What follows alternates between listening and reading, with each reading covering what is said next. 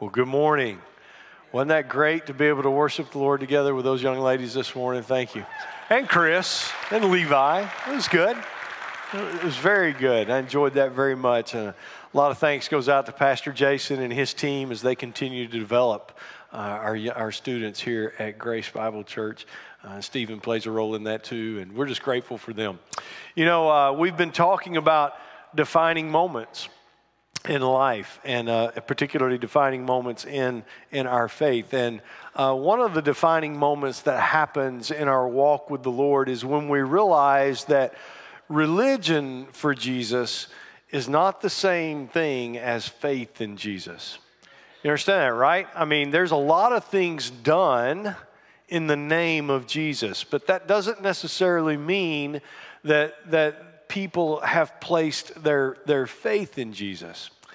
And this is most clearly seen by the way we treat people who are different than us.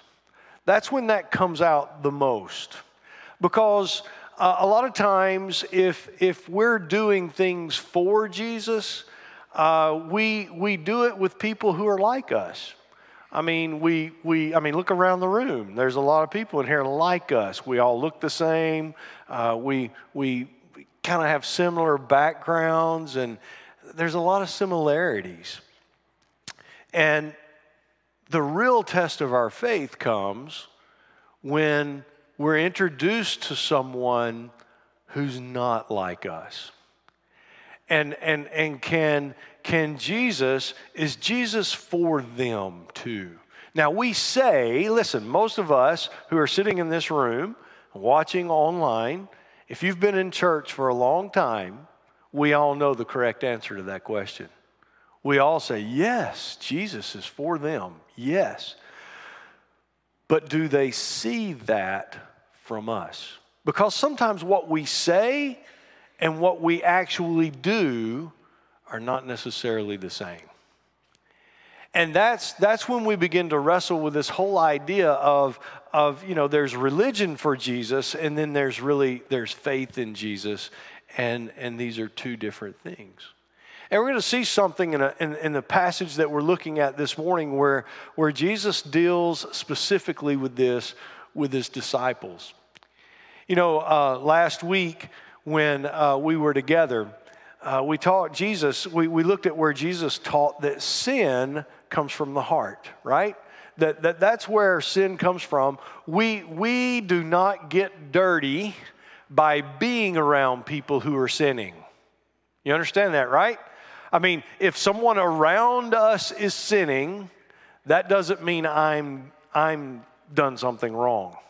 And my interaction with people who are different than me, they may have different belief systems, they may have different values than I, just because I work with them or because I interact with them or I go to a ball game with them or maybe I go to school with them or even if I might be a friend with them, that just because they're one way doesn't mean I'm that way. My sin comes from me, not from being around them. Jesus taught that in the passage that we looked at last week. And what we're going to look at this week is just the very next passage. Jesus, he does something very unusual, very outside the box for his day and time. And it was a lesson to his disciples, and it's a lesson for me and for you.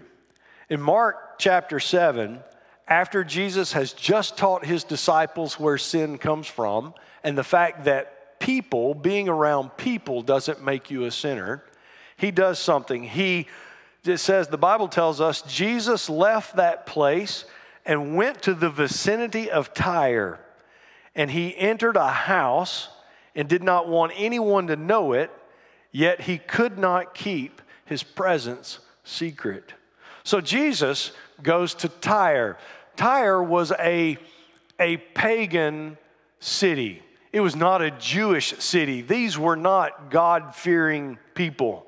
In fact, these people had developed a culture that was very much not the Old Testament. They didn't follow the laws of God, the 10 Commandments. That wasn't part of their culture at all. Yet this is where Jesus takes his disciples. And in his time, for him to do this would have made him unclean. It would have defiled him. In other words, the religious leaders would have looked at him and said, "You're canceled. You're canceled because you've done something that is socially unacceptable for a Jew or a God-fearing person to do. You have gone to a pagan city, and not only did you go to that city, you entered a house there. You entered a house in that city." Now, I don't know the details behind that. I don't know if he rented that space. I don't know if he just made a friend and went there. I don't know. But he took his disciples into a pagan household to speak to them, to teach them, to have time with them. And I'm telling you, that was very unordinary for any God-fearing person to do. Yet that's what Jesus has done. He went there to teach his disciples privately, but because of his fame, because of who he was and what he was doing, he could not remain incognito. And you're going to see that as we go through this story. But to try to relate this, let me give you an idea. I have discovered, I've been living here in New Franklin, in the Manchester area, for about 8 years. Great place to live, okay? It's wonderful being here. But I have discovered that if I truly want to have a private meeting with someone so that none of you know that I'm meeting with that person, do you know where the best place for me to go is? Manchester Pub. Because none of you are there. None of you go to the Manchester Pub, which, by the way, happens to have some really good wings, okay? But my point here is that this is what Jesus is doing. Jesus is seeking a place to go where he can be alone with his disciples. And he has chosen a place on purpose that God-fearing people won't go to. Are you following what's going on? This is unordinary. This is different from the way he normally, as we read the rest of the Gospels and how he interacted with his disciples and how he taught his disciples. He's trying to prove a point to his disciples. That guys, being in this city, being in this household, that doesn't make us unclean. Do you follow? That's what he's doing. The Bible tells us that even though he went there to be in private with his disciples, people found out he was there.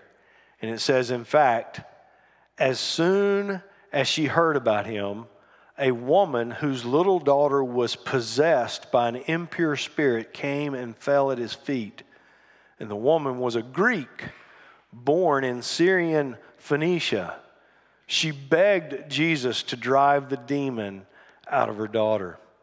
Now, we don't have time this morning, but there's another account of this in Matthew chapter 15. If you want to jot that down, I encourage you to go read that account. It gives a little different flavor of what's going on as Matthew saw it unfold. Mark is probably writing down Peter's memories of how this unfolded. But Matthew's account, it's a little more flavorful, and it provides some details. And one of the details that it provides is that Matthew tells us that when this woman, this Greek Syro-Phoenician woman, when she came to Jesus and fell at his feet and began to beg for his help, she did it over and over again, and Jesus ignored her. He ignored her. He simply did not respond to her cries for help, even though she was kneeling at his feet asking for help. And it wasn't, Matthew tells us that it wasn't until the disciples came to Jesus and said, you need to tell her to go away. That it wasn't until they did that that he acknowledged that she was even there. This is a social eyebrow-raising moment. First, that there's this woman, this woman who did not talk like a Jew. She did not dress like a God-fearing woman. She did not have the values, nor did she have the experiences. She's nothing like the women, the disciples, and Jesus spend most of their time around. She approaches Jesus, falls at his feet, and begins to cry for help. This is not normal. And second, it's not normal for Jesus to ignore somebody who's asking for help. So can you imagine what the disciples must be thinking about what's going on and what's happening? Listen, the equivalent of something like this happening would be like an openly gay couple coming to church. That's different for our context. It would be like a registered criminal, someone that we're all aware they show up at church.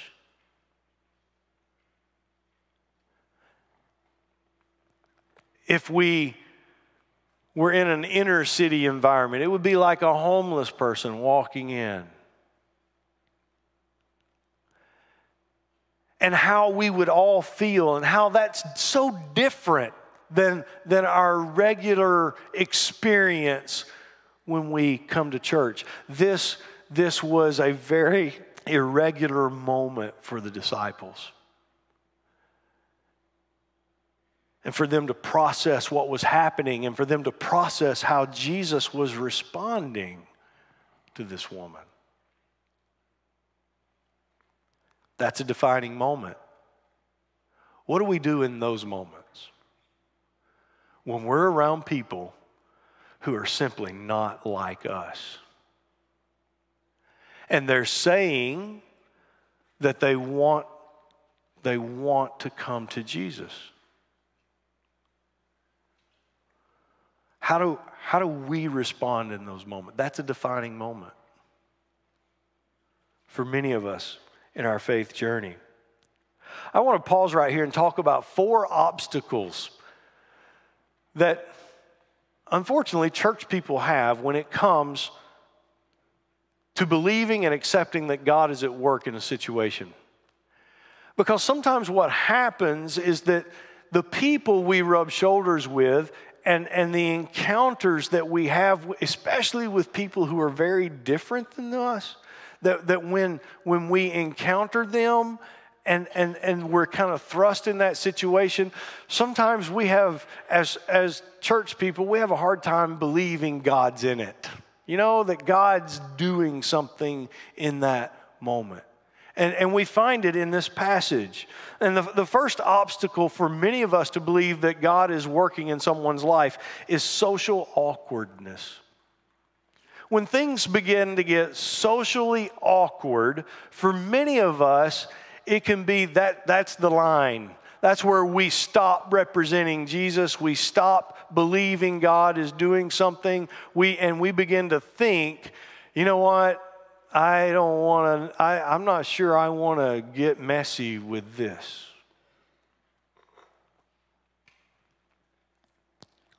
What this woman did was very socially awkward. I mean, first of all, she's a woman. And in biblical times, women, especially women in the United States today, they don't have the rights. They don't have the freedoms and the privileges that females in the American culture have. It's no big deal for a female to approach a man for any reason in our culture, but it was a big deal for any female to approach any man in that day and time. And to fall at his feet and to begin to ask for his help. It was almost scandalous for that to happen. So it's a socially awkward moment. And like I've already said, at first she's a woman, but she's not a God-fearing woman, which makes it even more socially awkward. You know what's interesting is that if you took the time to read the Gospel of Mark, the last time someone fell at the feet of Jesus in the Gospel of Mark happens 2 chapters earlier in Mark chapter 5.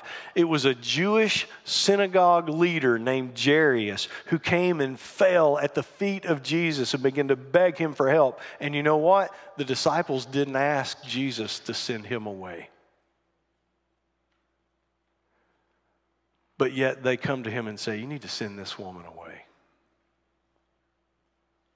That's what's going on in this passage. It's very socially awkward.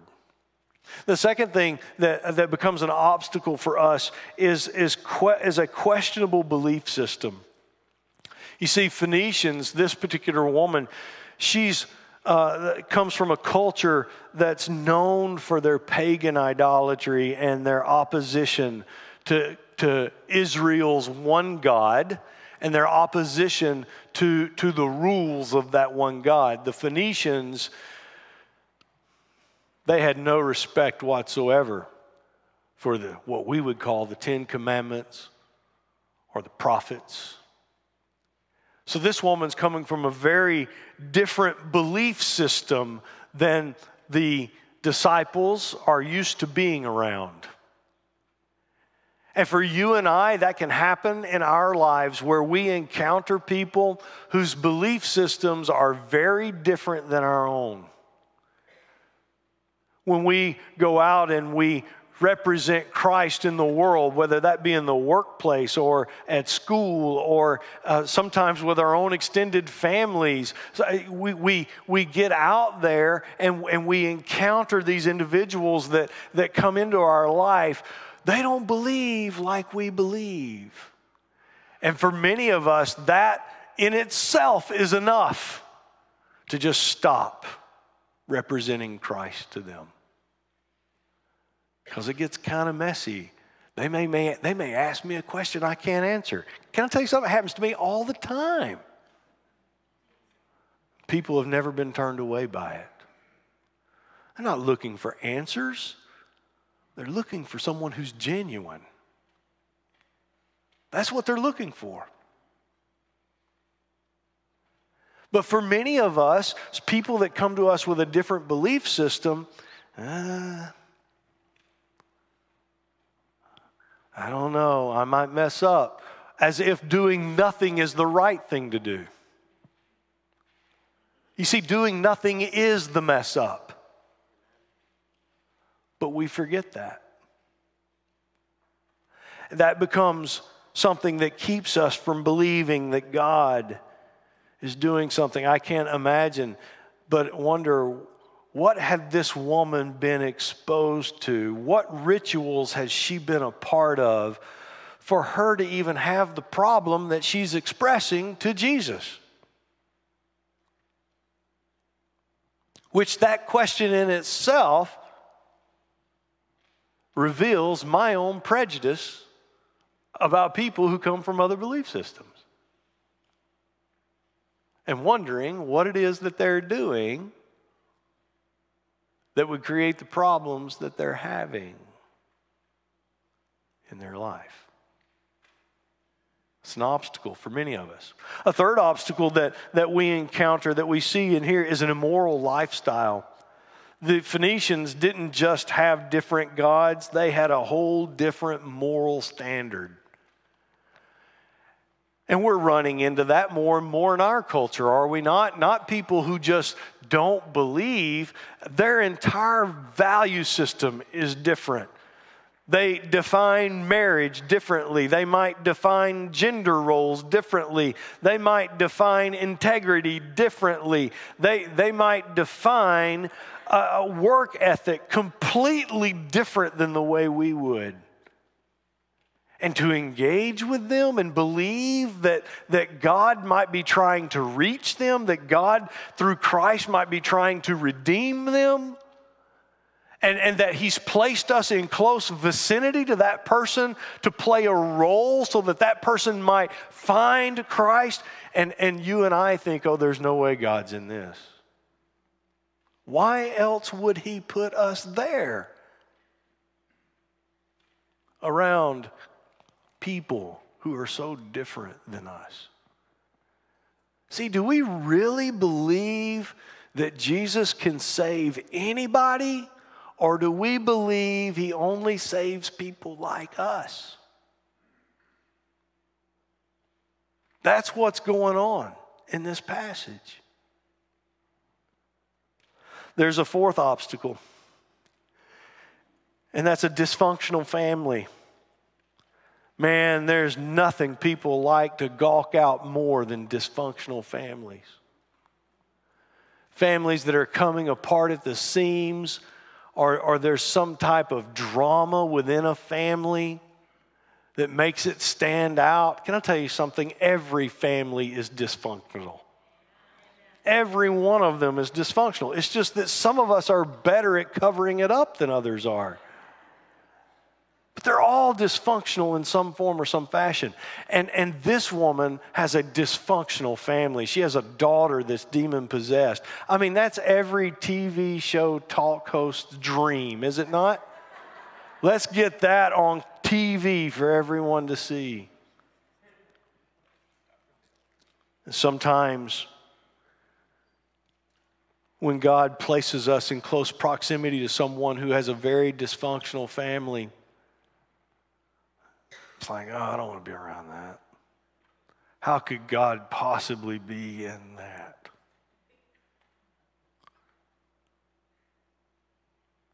And it becomes an obstacle for us.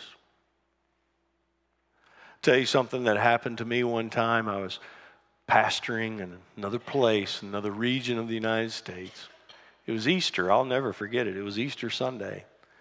Preached a message, and when it was over with, there was a lady that came. During that time, we still did altar calls. The lady came forward at the end of the service. She came up and she whispered quietly into my ear. These were the first. I did not know her. I'd never met her before. And she whispered into my ear, I'm the product of incest. I missed half of my Easter lunch that day as I sat and talked with her and listened to her tell her story about how years of counseling had not helped her, and how years of going and seeing people and trying to reach the place where she could forgive her father for not what only he had done for her to be born, but what he continued to do to her after she was born. It is not how I wanted to spend my Easter. But that woman and her husband became good friends of Cherry and I, and we got to see the Lord do something magnificent in their lives. But for many of us, we would say, and even I would say, listen, that's not what I wanted to deal with that day. There was a part of me that just wanted to say, let me pray for you, and walk away. And unfortunately, that's what a lot of us do. Let me give you my complimentary prayer and get away as fast as I can. Because I don't want to deal with this dysfunction. That's what's going on in this passage. Do we really believe Jesus can help anyone? Do we?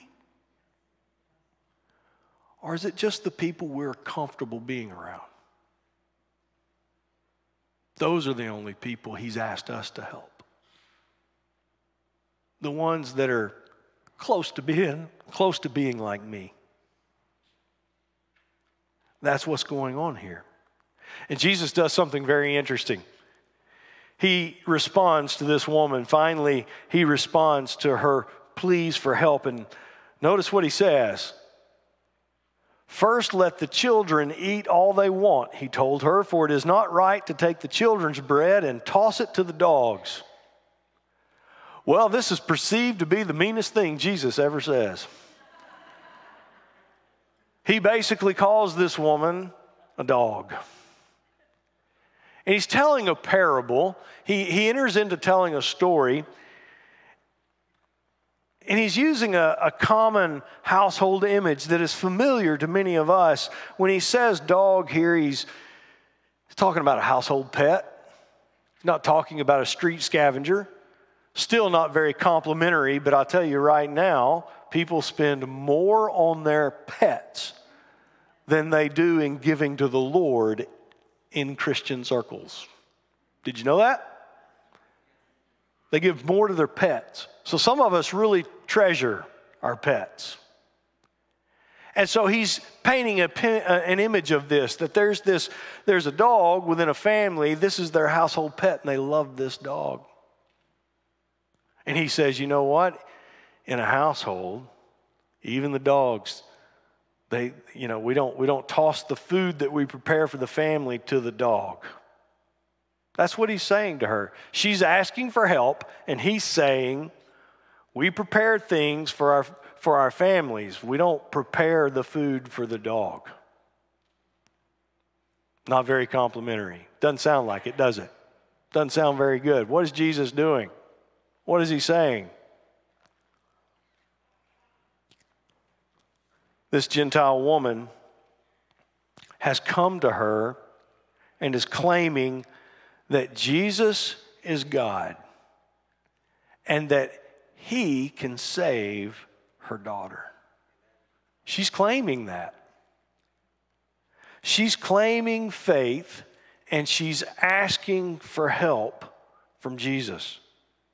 And Jesus is saying to her, in essence, he is saying, if you know who I am, then you know I've come to reveal myself to the Jews first.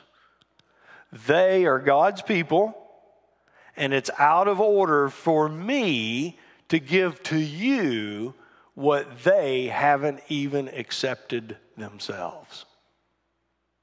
That's what Jesus is saying to her through a parable, through a story. He's saying, if I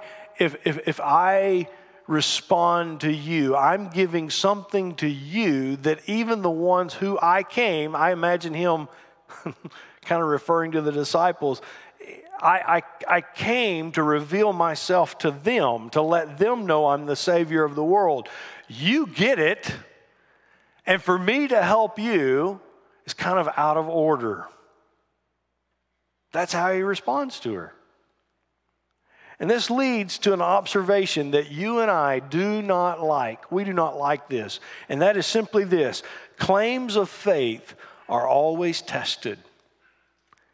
This woman has made a claim of faith. This woman who is not a God-fearing woman or gives no appearance of being a God-fearing woman. She comes with a very dysfunctional situation. She does it very socially awkwardly. She's heard of Jesus, but she's at the end of her rope.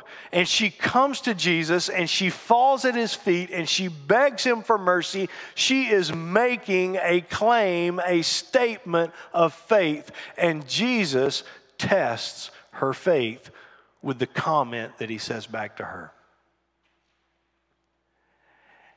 And he does the same thing to you and I.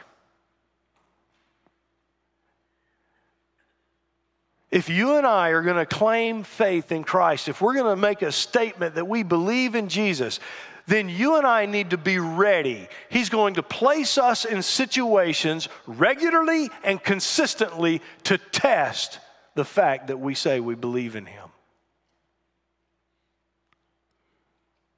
Does that make sense? Do we really believe in him? Well, here's a test. Will you trust him in this?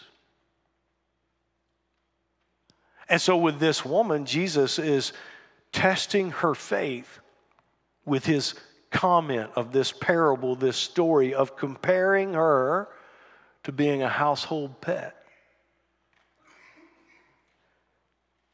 I don't know, what would you do if someone called you a household pet? If you came asking help from someone, and you're saying, I believe in you and I'm trusting you, you can help my daughter. And this was the response you got. What would be the first words out of your mouth? I don't know what I would say, but I can tell you what her first word was. Lord. Lord, she replied. Even the dogs under the table eat the children's crumbs. So Jesus, he responds to her with this whole parable of the household pet. And guess what? This woman gets it. She gets it. She understands what Jesus is saying.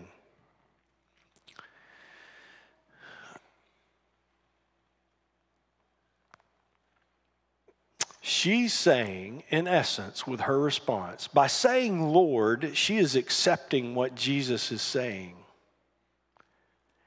And she is basically saying the Jews may consider themselves more important, and that's fine. But she's saying, I know I'm in the house, and I know there's a good master in this house. And even when the crumbs hit the floor, I get to take part of the generosity of the master. You see what she's saying? You know, in my house, I have a dog, Dixie. Cherry and I, well, that's an incorrect statement. Cherry fixes a lot of food in our house. I've never known her to prepare a meal for Dixie. It's for the people in the house. But when the people in the house sit down to eat, sometimes crumbs hit the floor. And Dixie loves it. And she becomes the benefactor of Cherry's generosity and love and sacrifice. Does that make sense? Why? Because she's in the house. My next door neighbor's dog's not in the house. That dog's not getting, is not the benefactor of Cherry's love and sacrifice and efforts that went into that meal. My dog is. This woman is saying, I get it. I get it. You can't. It's almost as if she understands Jesus' purpose better than the disciples do. She is saying, I totally understand that you're here to reveal yourself to the Jews, but I believe in you. And just as a dog gets to eat the crumbs off the floor, your crumbs are sufficient to help me. That is amazing that she responded that way. The Bible says, well, it leads to another observation. That is, true faith knows Christ's love and redemption are withheld from no one. And that's what this woman is declaring. She understands that truly, irregardless of her background, irregardless of her dysfunctional family, the value system that she grew up in, the culture she's a part of, the things she may have done in her past or been a part of in her past, none of that matters. She knows that Jesus is enough to help her.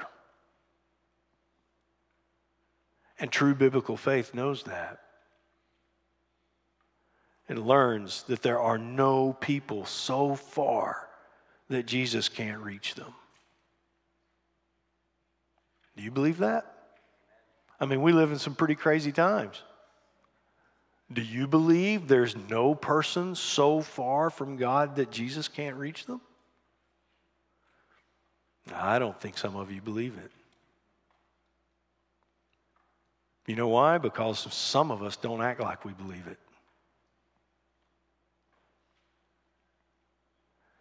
as long as it's someone who looks like me, is close to the value system that I have, close to what I believe, close to how I see the world, as long as they fall in that category, why, yes, I believe God is reaching them through Christ. But what about the people that don't fit in your round hole? What about all the square pegs out there? Is Jesus for them too? Yes, he is.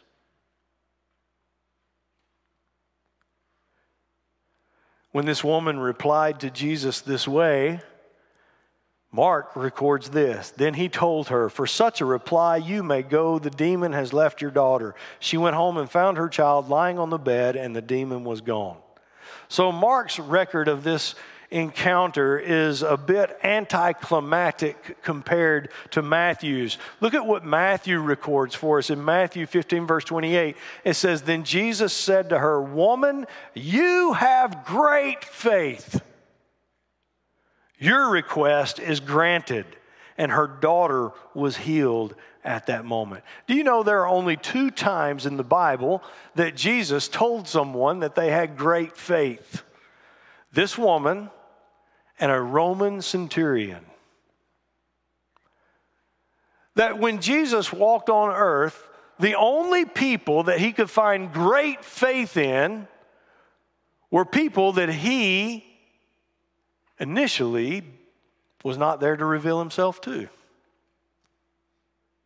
but Gentiles.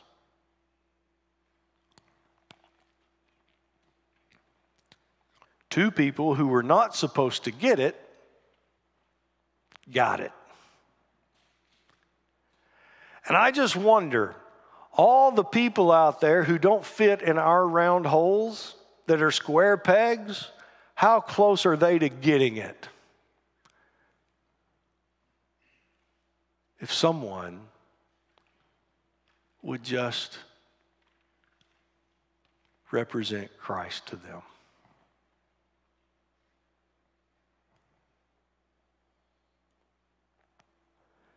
You see, being religious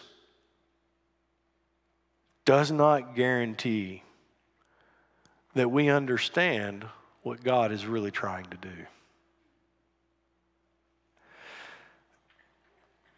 It doesn't guarantee that one has faith. We can be religious and not have faith. And a defining moment comes to realize, when we go through a defining moment, we realize that really Jesus can save anyone. He saved you, so he should be able to save anyone, right? Now, if you can't say amen to that, your wood is wet. It is wet. Folks, we can't afford to be afraid. We don't have enough time to be afraid. We don't have enough time to be afraid, and the world is such a place that it needs followers of Jesus to stand up and say, "I'm not afraid to rub shoulders with you. I don't get dirty because I'm around you. Because I'm around you doesn't mean I even accept what you're doing is right.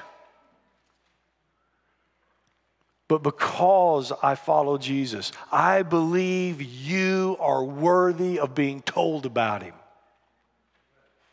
He made you. That made you worthy of hearing about him, even if it's from me. That makes you worthy."